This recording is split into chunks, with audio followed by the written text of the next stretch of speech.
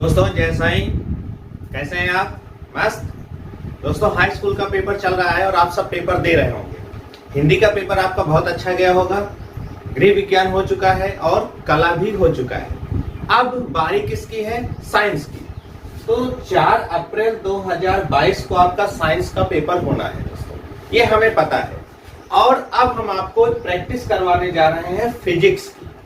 मैं फिजिक्स का भी आपको सैंपल पेपर बना के दूंगा, केमिस्ट्री का भी बना के दूंगा और बायो का भी।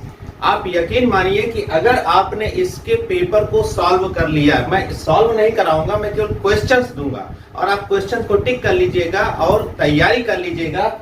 आपको मैं 2 नंबर का क्वेश्चन बताऊंगा, 4 नंबर का और 7 नंबर का, और 90% मेरी गारंटी है कि क्वेश्चन आपका इसी में से आएगा।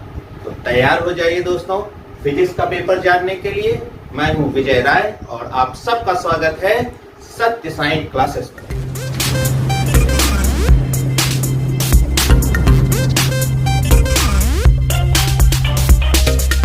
तो आज हम लोग देखते हैं नंबर 2 के कौन कौन से क्वेश्चन हैं जो आपको पेपर में मिलने वाले हैं। चलो इधर से देखते हैं। पहला क्वेश्चन है, वाहनों में किस प्रकार के दर्पण को पश्च दृश्य दर्पण के रूप में वरीयता दी जाती है और क्यों? दूसरा क्वेश्चन है, जरा दृष्टि दोष क्या है, इसका निवारण कैसे होता है? तीसरा है, किसी अवतल लेंस की फोकस दूरी 15 सेंटीमीटर है, वस्तु को लेंस से कितनी दूरी पर रखें कि इसके द्वारा वस्तु का लेंस से 10 सेमी दूरी पर प्रतिबिंब बने? चौथा क्वेश्चन है, दर्पण का मुख्य अक्ष क्या होता है? पांचवा है, नेत्र की समंजन क्षमता से क्या तात्पर्य है? और छठवां है, यह कहने का क्या तात्पर्य है कि 2 बिंदुओं के बीच विभवांतर 1 वोल्ट है? सातवां क्वेश्चन है, अवतल दर्पण के मुख्य फोकस की परिभाषा लिखिए। आठवां है, मानव नेत्र में किस प्रकार का लेंस होता है एवं प्रतिबिंब कहां बनता है?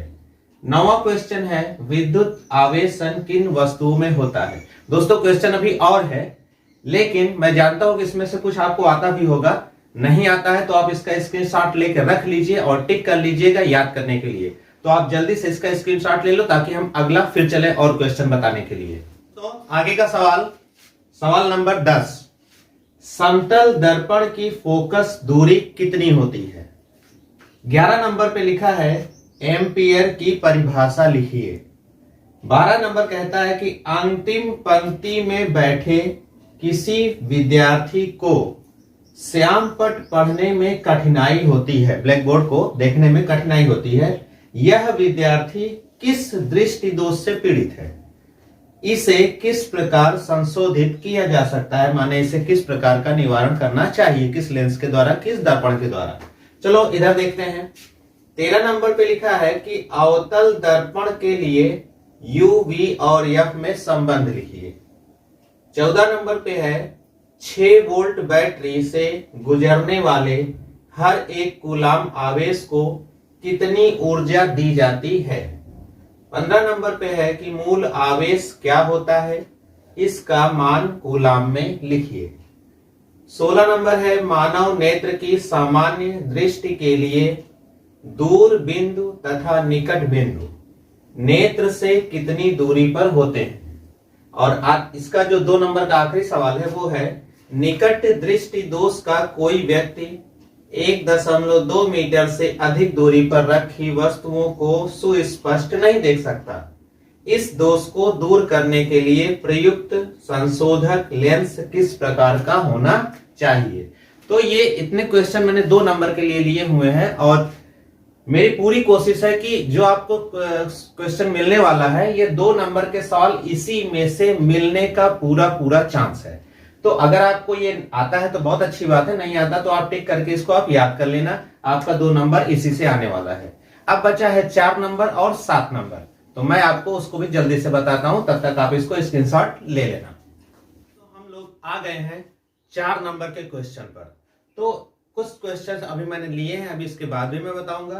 तो हमारा पहला क्वेश्चन है, प्रकाश के परावर्तन के नियम लिखिए।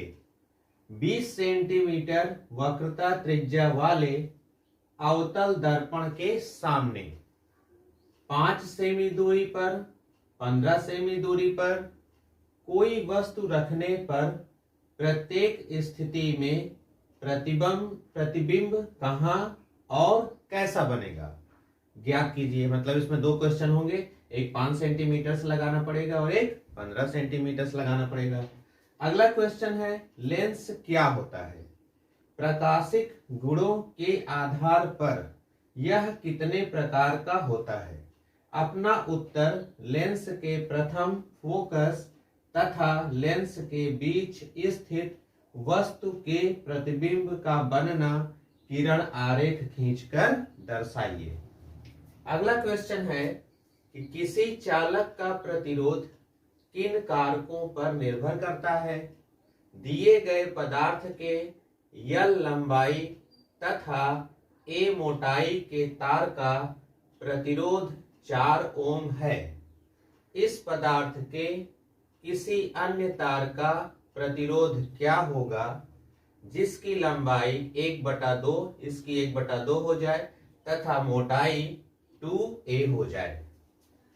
चौथा क्वेश्चन है विद्युत विभवांतर की परिभाषा एवं मात्रक लिखिए।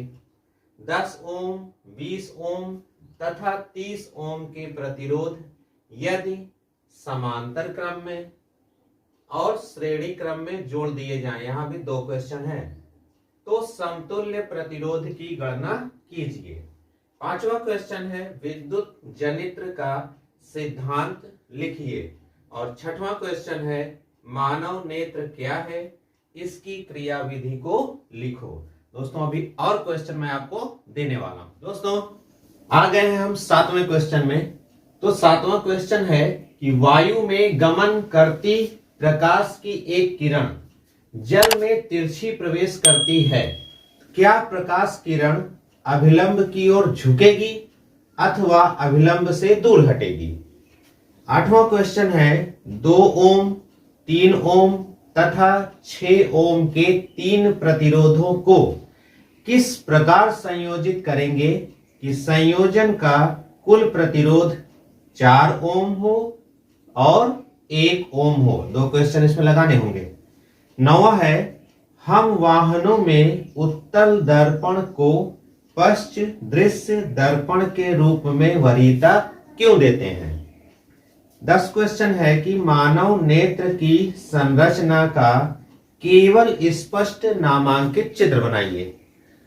11 है, यहां भी दो क्वेश्चन है कि जब 1 ओम तथा 10⁻6 ओम और दूसरा है 1 ओम 10⁻3 ओम तथा 10⁻6 ओम के प्रतिरोध पार्श्व क्रम में संयोजित किए जाते हैं, तो इनके तुल्य प्रतिरोध के संबंध में आप क्या निर्णय करेंगे?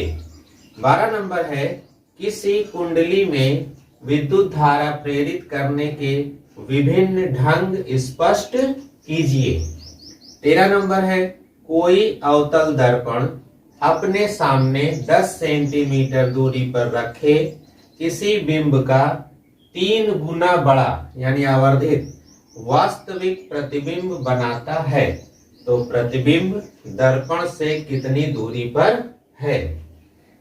14 नंबर है कि पीत बिंदु एवं अंध बिंदु किसे कहते हैं, दोनों को डिफाइन करना है। 15 है मानव नेत्र में कौन कौन से दोष होते हैं उनको समझाइए।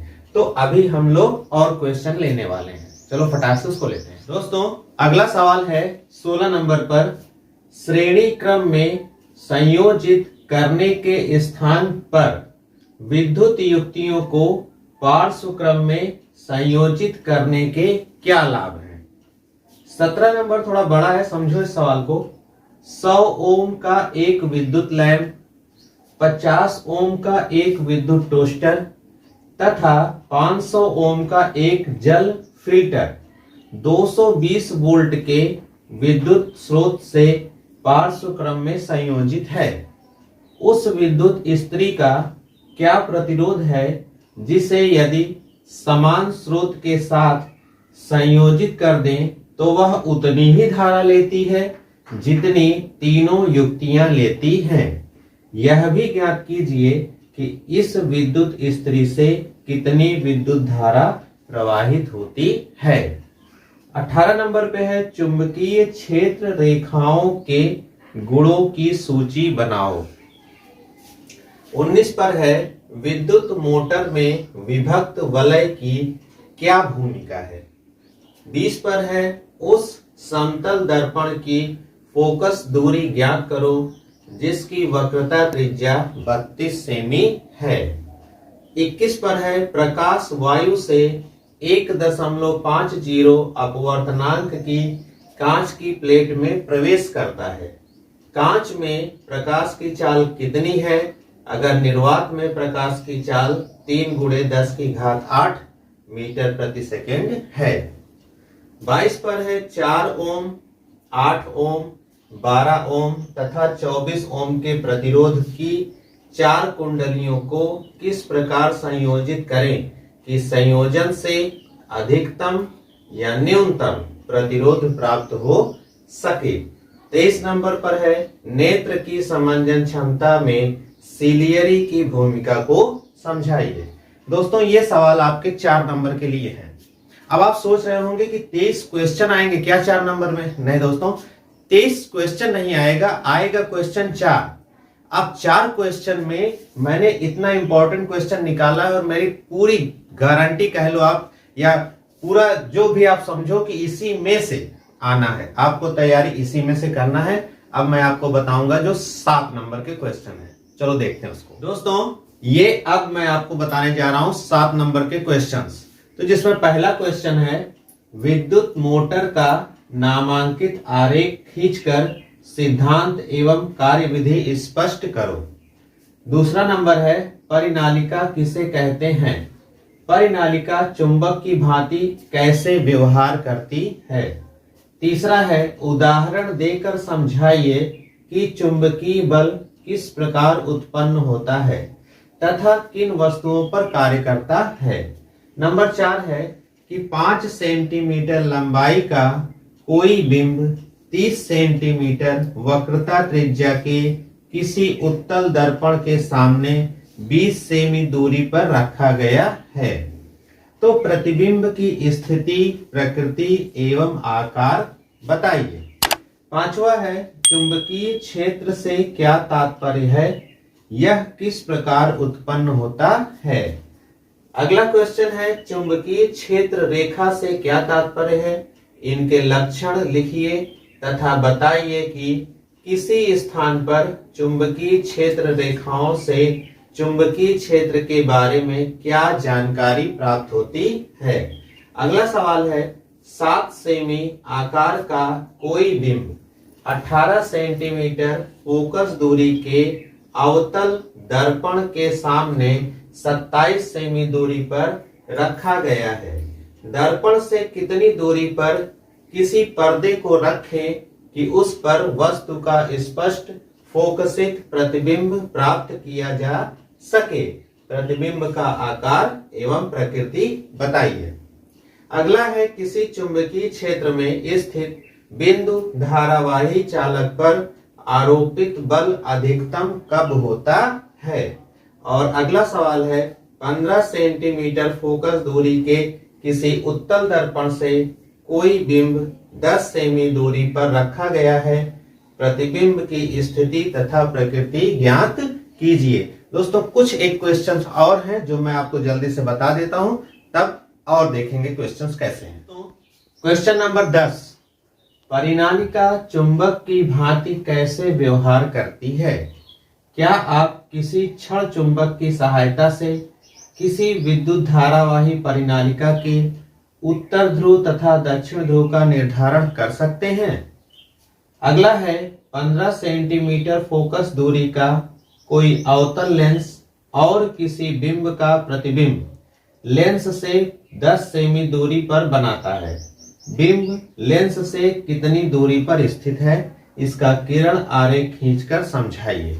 इधर 12वां है 5 सेंटीमीटर लंबा कोई बिंब 10 सेंटीमीटर फोकस दूरी के किसी अभिसारी लेंस से 25 सेमी दूरी पर रखा जाता है।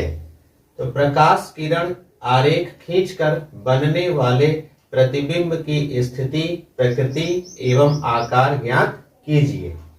लास्ट क्वेश्चन है, विद्युत मोटर का नामांकित आरेख खींचिए, इसका सिद्धांत एवं कार्यविधि स्पष्ट कीजिए। विद्युत मोटर में विभक्त वलय का क्या महत्व है। दोस्तों ये सारे क्वेश्चंस अगर आप ले लेते हैं तो फिजिक्स में आप बहुत अच्छा करके आएंगे। मेरी तरफ से बेस्ट ऑफ लक, और आप ऐसे हंसते रहें, मुस्कुराते रहें। आप स्वयं भी इन क्वेश्चंस पर ध्यान दीजिए और अपने सभी दोस्तों को ये क्वेश्चन दे दीजिए दोस्तों, ताकि सबका भला हो जाए। तो दोस्तों वीडियो को लाइक कर देना और अपने दोस्तों में शेयर कर देना। मैं अगले वीडियो में मिलता हूं। जय हिंद।